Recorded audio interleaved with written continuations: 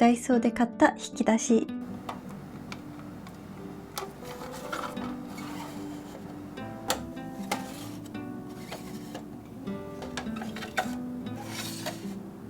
はい、ビーズの準備ができました。はい、続きましてはこちらをガラスにくっつけていきたいと思います。そしたらこちらがすごく重要なんですけども、お水をかけていきます。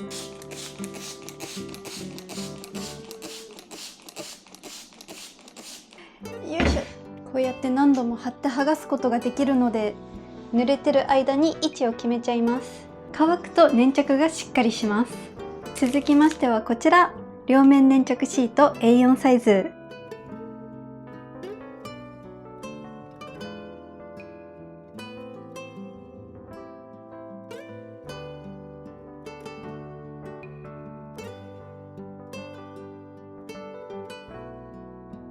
カッターでなぞります。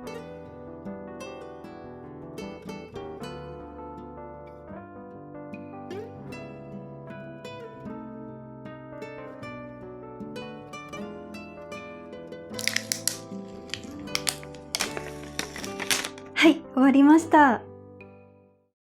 で、アリエルのところだけに粘着テープが残った感じです。これであとは普通のダイヤモンドアートのように作っていきたいと思います。まずはペンをワックスに刺します。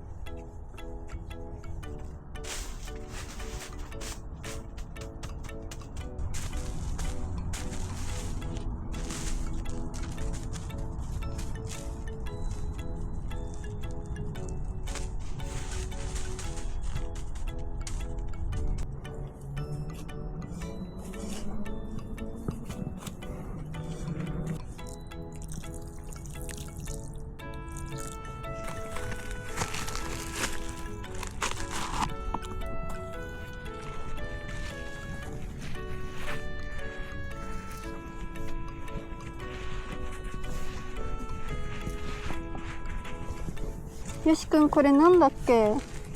もうわかんねえ、もう。誰だっけ？ゴーヤ以降わからない。わかんなくなっちゃったね。できるまでの楽しみですね。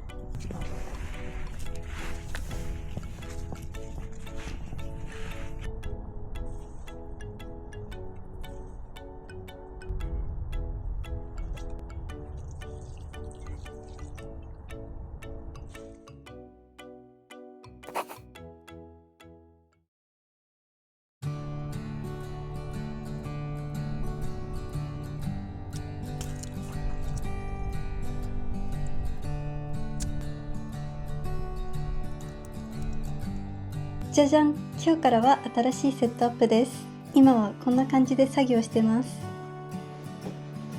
そして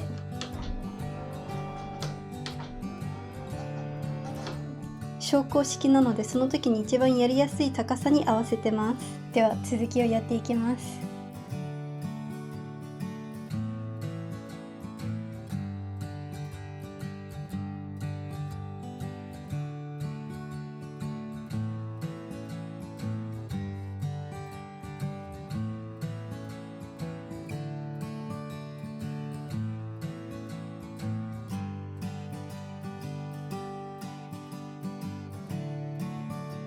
じゃじゃん、こちらは前の動画で植えたリーフレタスです。こんなに大きくなってきました。